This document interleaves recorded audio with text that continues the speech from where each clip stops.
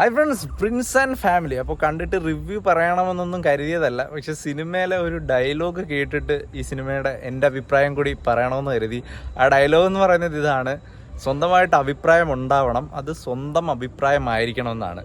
അത് പറയാൻ കാരണം എന്ന് വെച്ചാൽ, ഈ സിനിമ ഇറങ്ങിയിടം മുതൽ ഇതിൻ്റെ റിവ്യൂസിനെ സംബന്ധിച്ചും ഇത് ചിലർക്ക് ഇഷ്ടപ്പെട്ടു, ചിലർക്ക് ഇഷ്ടപ്പെട്ടില്ല, ചിലർക്ക് ഭയങ്കര തീരെ ഇഷ്ടപ്പെട്ടില്ല. അപ്പോൾ ചിലരെന്ന് വെച്ചാൽ ആ പറയുന്നവരുടെ കൂട്ടത്തിൽ സിനിമ അഭിപ്രായം അങ്ങ് ഏറ്റുപിടിക്കുകയാണ്. അവരും ആ ഒരു സിനിമ കണ്ട് എന്നുള്ള രീതിയിൽ നെഗറ്റീവായിട്ട് അങ്ങ് താത്തി കെട്ടുകയാണ്. അപ്പൊ കാണുന്നതിന് മുമ്പേ എനിക്കും അങ്ങനെ തോന്നിയിരുന്നു, നമുക്കും ഒരു ഇതുണ്ടാവുമല്ലോ. ഞാൻ റിവ്യൂ ഒന്നും കണ്ടില്ല, പക്ഷെ പൊതുവെ ഒരു ടോക്ക് വന്നു സിനിമ ഇങ്ങനെ നെഗറ്റീവ് ആണ് അങ്ങനെയുള്ള കാര്യങ്ങൾ. കമന്റ് ബോക്സിൽ പോസിറ്റീവായിട്ട് കുറെ കമന്റ്സും, അതിപ്പോ സിനിമ കണ്ട് ഇഷ്ടപ്പെട്ടവരാണോ എന്ന് അറിയില്ല, പക്ഷെ നെഗറ്റീവായിട്ട് കാണുന്നതിന് മുമ്പേ സിനിമ ഇങ്ങനെയാണ് അങ്ങനെയാണെന്നൊക്കെ പറഞ്ഞിട്ട് ഒരുപാട് പേര് മറ്റൊരാളുടെ അഭിപ്രായത്തിൽ എന്താണ് കൂട്ടുപിടിക്കുക, ഏറ്റുപിടിക്കുക എന്ന് പറയുന്ന ഒരു സംഭവം ഇതിനു മുന്നേ ഉണ്ടായി. അപ്പോൾ സിനിമയിൽ അത് ആ സാധനം തന്നെ പറയുന്നുണ്ട്. അപ്പോൾ അത് കണ്ടപ്പോൾ എൻ്റെ അഭിപ്രായം കൂടി പറയണമെന്ന് തോന്നി.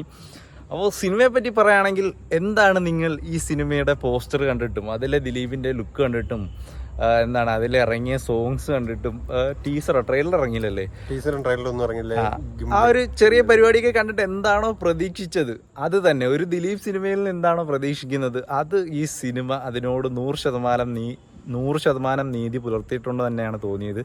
അപ്പോൾ ശരിക്കും നെഗറ്റീവൊക്കെ ആയിട്ട് ടിക്കറ്റ് എടുക്കാതിരുന്നതാണ് കേട്ടോ ഞായറാഴ്ച. സത്യം പറഞ്ഞാൽ ഹൗസ്ഫുൾ. ആക്ച്വലി 6 മണിക്ക് ടിക്കറ്റ് എടുക്കാൻ വേണ്ടി നോക്കി, അപ്പൊ ടിക്കറ്റ് ഇല്ല. ഉച്ചയ്ക്ക് എടുക്കാൻ നോക്കിയപ്പോൾ ടിക്കറ്റ് ഇല്ല, തീർന്നു. 6 മണിക്കുള്ള ടിക്കറ്റ് എടുക്കാൻ നോക്കിയപ്പോൾ അതും ഇല്ല. ഫുള്ളെന്ന് വെച്ചാൽ ആകെ ഹൗസ്ഫുൾ വരുമ്പോൾ റോയില് 2 ടിക്കറ്റ്, പിന്നെ സൈഡില് 3 ടിക്കറ്റ് അത്രേ ഉള്ളായിരുന്നു. അപ്പോൾ അത്രയും ഫാമിലി ഓഡിയൻസുമായിട്ട് ഹൗസ്ഫുൾ ഷോ ആണ്. നമ്മളപ്പോൾ നെഗറ്റീവ് ഒക്കെ കേട്ട് വലിയ പ്രതീക്ഷ ഒന്നും ഇല്ലാതെ വന്നിരിക്കും കാണുകയാണ്.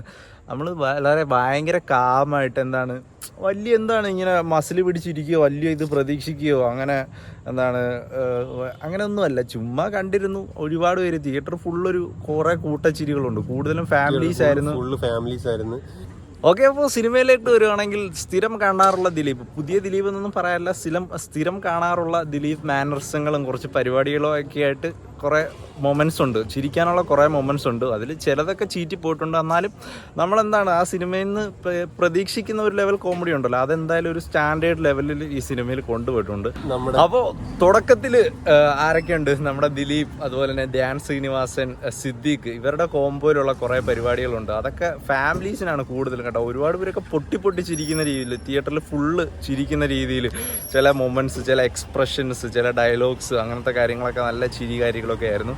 പിന്നെ എടുത്തു പറയേണ്ടത് ഇതിലെ ഒരു നായികയാണ്. നായികയുടെ പേരറിയില്ല, ചിഞ്ചു എന്നാണ് ക്യാരക്ടറിന്റെ പേര്. അയ്യോ, പുള്ളിക്കാരി ഭയങ്കര പെർഫോമൻസ്. പുള്ളി വന്നിടം മുതൽ തിയേറ്റർ ഫുൾ ഓൺ ആണ്. ആ ഇന്റർവെൽ പഞ്ചൊക്കെ ഒരു പരിപാടി ചെയ്ത് വെച്ചിട്ടുണ്ട്. സത്യം പറഞ്ഞ എല്ലാവരും തിയേറ്ററിൽ നല്ല ക്ലാപ്സ് ആയിരുന്നു. എന്തായാലും അത്രയും പ്രതീക്ഷിച്ചില്ല. നമ്മൾ പ്രതീക്ഷിച്ചതിന്റെ മേളിൽ ആ ഒരു സംഭവം കിട്ടി ഇന്റർവെൽ പോർഷനിൽ.